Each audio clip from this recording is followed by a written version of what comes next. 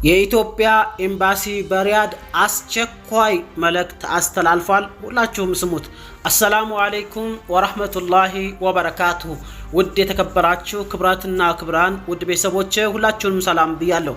ይሄን ቪዲዮ ሼር አርጉት። የኢትዮጵያ ኤምባሲ በሪያድ አስቸኳይ መልእክት ዛሬ ቀን 24ኛ ወር 2018 አስቸኳይ ለሁላችንም አንገብጋቢ ጉዳይ ሼር አድርጓል። እናንተም ሼር አድርጉት፣ ላልሰሙም አሰሙት ልላችሁ ወዳለሁኝ። ፍሪ ቪዛን በተመለከተ ማለት ነው። ፍሪ ቪዛን በተመለከተ የጥንቃቄ መልእክት ይላል።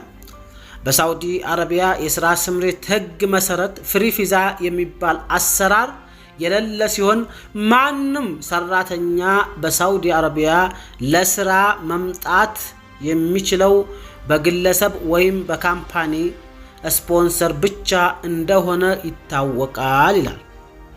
ይሄ ፍሪ ቪዛ ምናምን ብሎ ነገር የለም። እውነት ነው የምናወራው። አሁን ፍሪ ነው የጠለብ ነው ሄደው ፍሪ ነው የተባለ ሀገራችን ልክ እንደሆነ ልዩ እንደሆነ ነገር ይታያል። ሁሉም በነገራችን ላይ ጠለብ ነው፣ ልታቁ ይገባል። በውስጥ ስምምነት ህገወጥ ስራ ነው። ይሄን ሁላችንም ልናቅ ይገባል።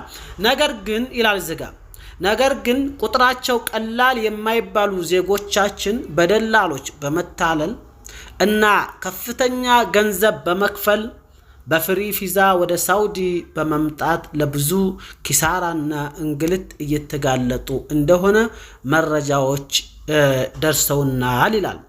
በርካታ ትንሽ ትልቅ አይደለም፣ በርካታ ሰው ፍሪ ቪዛ አሁን በተለይ አሁን ኢትዮጵያ ላይ አሁን መጥቼ እንዳየሁት እገሌ ሄደ ሲባል በፍሪ ነው በጠለብ ነው ሄደው ይባላል።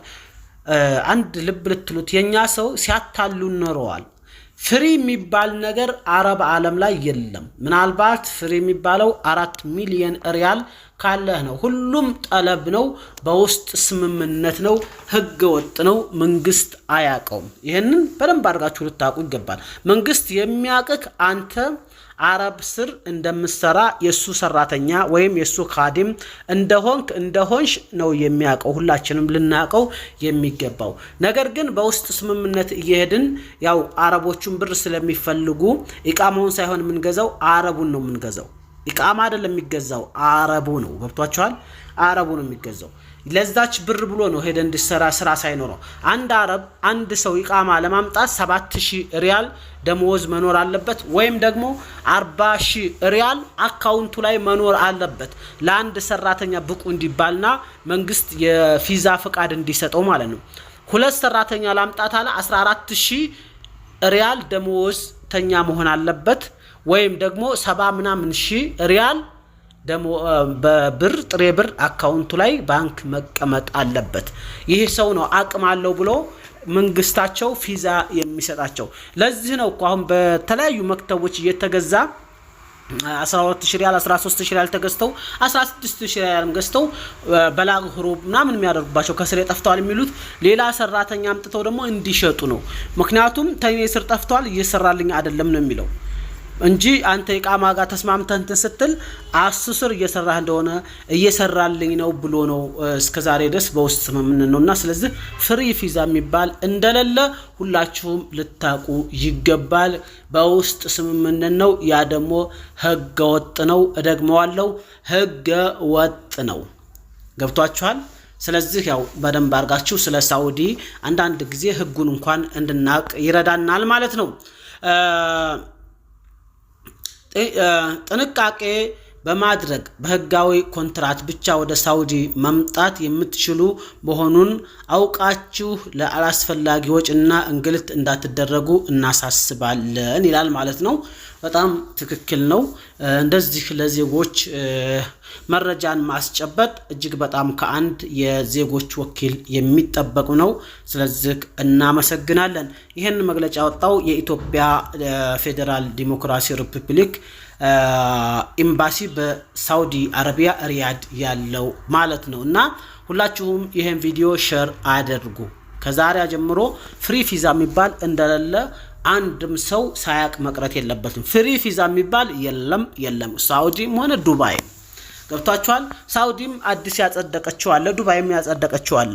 ሳውዲ 4 ሚሊዮን ሪያል ወይም 1 ሚሊዮን ዶላር ካለው ዜግነት እንዲሰጥ ብላለች ህግ አጽድቃለች ዜግነት ይሰጣል አሁን ስራ ላይ ያለው ዓለም አሁን ከ2026 በኋላ ነው ያ ሰው 4 ሚሊዮን ኢንቨስት ካደረገ ሳውዲ ላይ ኢቃማ ሳይሆን ዜግነት ይሰጣል ራሱም ጠለብ ማምጣት ይችላል ሰው ሰራተኛ ማምጣት ይችላል ይቀጥራል ቪዛ ራሱ ማውጣት ይችላል ማን 4 ሚሊዮን ያለው ሰው አለዛ ይሄ ሌሎቹ እኮ አብዛኞቹ ማለት ነው ልክ ደላላውን ከፊሏ ነው የምታደርገው ብዙ እህቶች አሉ والله እኔ አሁን ሰሞኑን እዚህ አዲስ አበባ ላይ ያየሁት የሚወጡ ሴት እህቶቻችን ብዛት ደላሎቹ ተየት እንደሚያገኙዋቸው አላቅም የቆነጃጅት ብዛት የእንደው والله በተለይ ኢትዮጵያ ወንዶች እኔን ጨምሮ ሁላችንም ሞተናል እንዲህ ያሉ ቆነጃጅት የጀነት ሴት የመሰሉ መላእክት የመሳሰሉ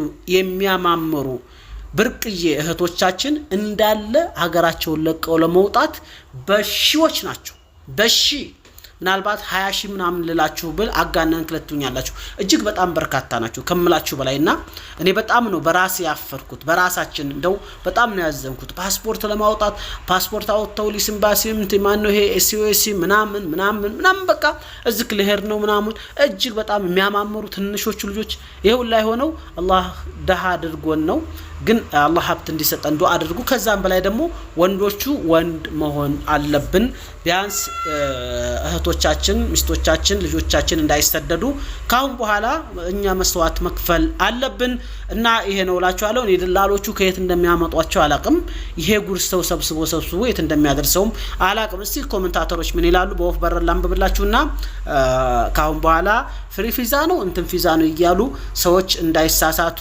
ያው ልታሳውቋቸው ይገባላችሁ ወዳለሁኝ ይሄ ግልጽ የሆነ ነው ይሄን ስራ የሚሰሩ ህጋዊ ቢሮ ውስጥ የተሰማሩ አንዳንድ ላፕቶፕ ፍልታቸው ያስቀመጡ ናቸው ፍለፊታቸው ማለት ነው ፍለፊታቸው ያስቀመጡ ናቸው እና ይሄን ጉዳይ በሚዲያ ላይ እየወጡ ፍሪ ቪዛ በተመጣጣኝ ዋጋ አለን እናሰራለን ፍሪ ቪዛ እናመጣለን የሚሉ የህግ አካል ነኝ ባዮች ናቸው ስለዚህ እነዚህ አካሎች በህግ እርምጃ ሊወሰድባቸው ይገባል ዜጋው እየተበላና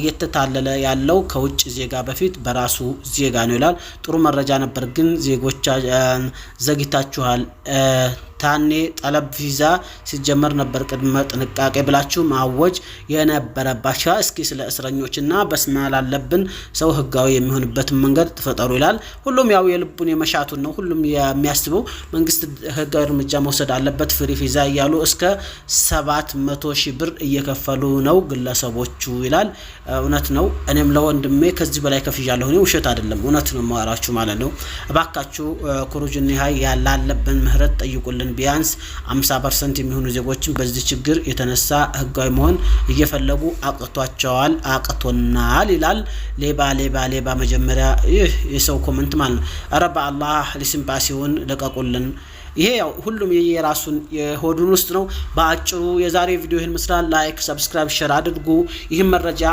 አንድም ኢትዮጵያዊ ሳያቅ መቅረት የለበትም ለሁሉም እንዲደርስ አድርጉ ይህ መልእክት የመጣው ከሳውዲ አረቢያ ሪያድ የኢትዮጵያ ኤምባሲ ነው ይህ መረጃም እጅግ በጣም አስቸኳይ ነው ጀማል ኤሚዲን ወዳችሁ ፈቅዳችሁ ሰብስክራይብ ለምታደርጉ ውድ እህት ወንድሞቼ በመላው የዓለማችን የምድራችን ዳርቻ ያላችሁ የአላህ ሰላም እዝነት ረህመት በእናንተ ላይ ይሁን እጅግ በጣም አመሰግናለሁኝ እኔን በኔ ደካምነት በኔ በቃ ምን ልበላችሁ በኔ ትንሽነት እናንተ ግን እጅግ በቸርነታችሁ ሰብስክራይብ ያደረጋችሁኝ ስለሆነ ያበራታችሁ ስለሆነ እጅጉን በጣም አርጋ አመሰግናለሁ ጀዛኩሙላህ ኸይር አላህ Subhanahu Wa Ta'ala ዱንያ አኺራችሁን አሳምሮላችሁ ሰፊ ርዝቅ ሰጥቷችሁ ወደ ሀገራችሁ የምትመጡበትን ውድ እህቶቻችን አሁን ሊወጡ የተሰለፉ ጉድ እህቶች ጀንበር የመሳሰሉ እህቶች አላህ ወንድ አድርጎን እርዚቁን አውርዶልን በረካውን ሰጥቶን አገራችን ላይ እናስቀምጣቸው አገራችን ላይ ተረጋግተን እነሱም አገራቸው ላይ አግብተው ወልደው የሚኖሩበትን አላህ እንደሚያመቻችልን ተስፋ አደርጋለሁ ኢንሻአላህ ዱዓዬም ነው እናንተም ዱዓ አድርጉ ምክንያቱም ይሄ ጉድ ሴት ወጥቶ ይሄ ጉድ መልካም እንደዚህ ያሉ ቆንጆ ኮረዳዎች ገና ጨቅላ ህፃናቶች ግማሾቹ 15 ዓመት 16 ዓመት ነው ፓስፖርታቸው ላይ 22 23 ዓመት እያስሞሉ ደላሎቹ ሰብስበው አልጋ አሲዘው አስባችሁታል አልጋ አሲዘው ሊሸኟቸው ማለት ነው እዚህ ኤጀንሲ የሰጧቸው ሁሉም ደላላ የተሳሰረ ነው ልክ እንደዛው እንደ ባህሩ በርግጥ ከባህሩ ይሻላል ነገር ግን ይሄ ሁላ ሰው ደግሞ እንዲወጣ ደስ አይልም አላህ ሀገራችንም ላይ ርዝቁን ይስጠልላችሁ ወዳለው ሰላም አለይኩም ወራህመቱላሂ ወበረካቱ ቪዲዮ አስረዘምኩባችሁ ይቅርታ